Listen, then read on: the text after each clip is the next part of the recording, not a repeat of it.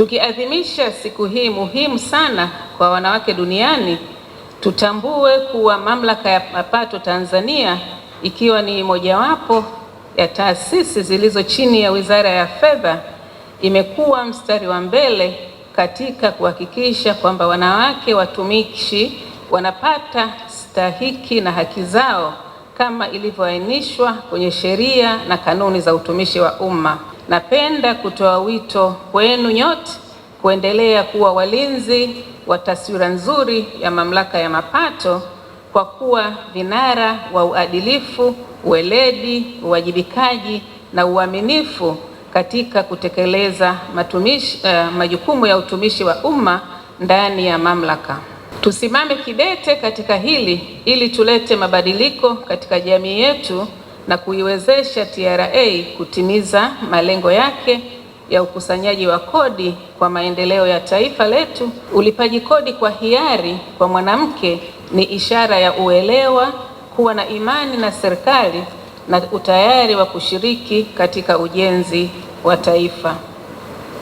Kupitia kodi inayokusanywa na TRA, serikali imeweza kugharimia miradi ya kimkakati katika sekta za afya, elimu, miundombinu na huduma za jamii.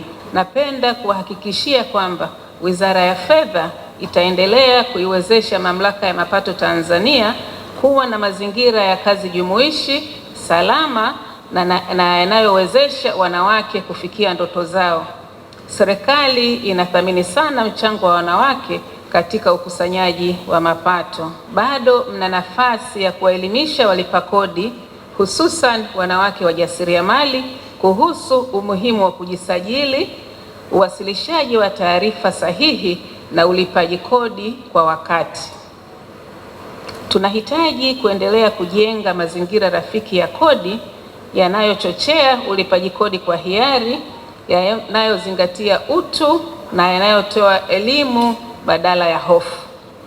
Mwanamke anapopewa taarifa sahihi na kuaminiwa, anakuwa mshiriki thabiti wa maendeleo. Na watia moyo wanawake wote kuendelea kuwa na ujasiri, ubunifu na mshikamano. Tambueni thamani yenu katika utumishi wa umma na katika ujenzi wa taifa letu. Kauli ya haki na usawa kwa wanawake na wasichana ndio msingi jumuishi wa Dira ya 2050.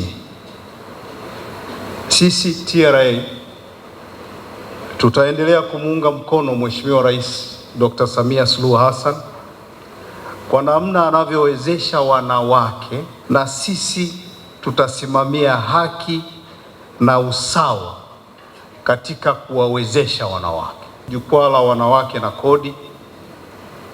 Kazi ya jukwaa hili, moja ni kutoa elimu ya kodi, lakini pili ni kuwasikiliza wafanyabiashara wanawake, tatu ni kuwezesha biashara za walipa kodi wanawake. Ni matumaini yangu ile lengo la serikali la kurasimisha biashara na kuwiden tax base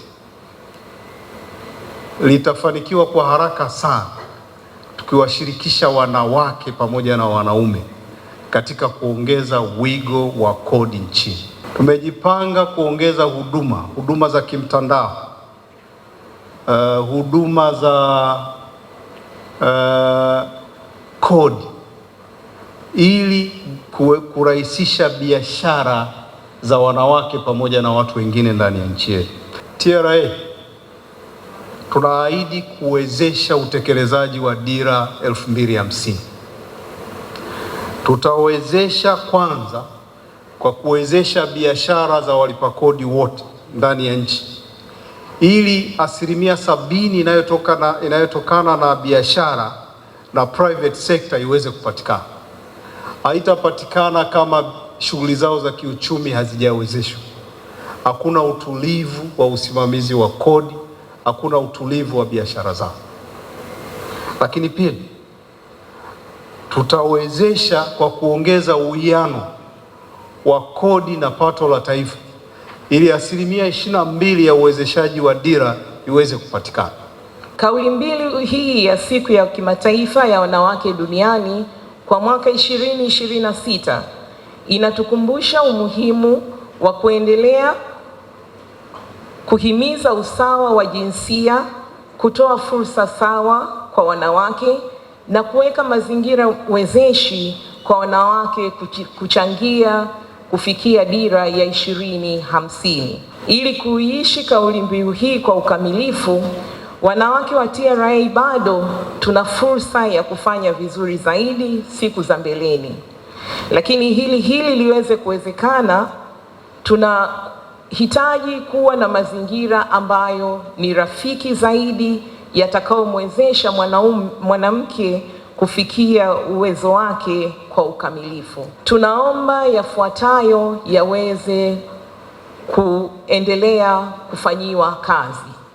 Mosi, kuendelea kujenga uwezo kwa watumishi wa wanawake wa TRA kupitia mafunzo yaliyojikita katika nyanja mbalimbali ikiwemo eneo la uongozi, na hatimaye kuongeza idadi ya wanawake wabobezi ndani ya TRA. Pili, kuwa na mkakati maalum wa kuongeza idadi ya wanawake kwenye ngazi za maamuzi na hatimaye kuimarisha uwiano wa watumishi wa kiume na wale wa kike walio katika ngazi za maamuzi. Hii itaendelea kuimarisha uwezo wa TRA kuwa na maamuzi mseto yanayoakisi muono mpana zaidi unaojumuisha jinsia tofauti na hivyo kuweza kufikiwa kwa maamuzi jumuishi yenye lengo la kuongeza ufanisi. Tatu, kuendelea kuweka mazingira rafiki yanayowezesha wanawake kutekeleza majukumu yao ya msingi ya kifamilia, kijamii kwa ukamilifu, huku wakiendelea kutimiza wajibu wa majukumu yao kikazi kwa ufanisi.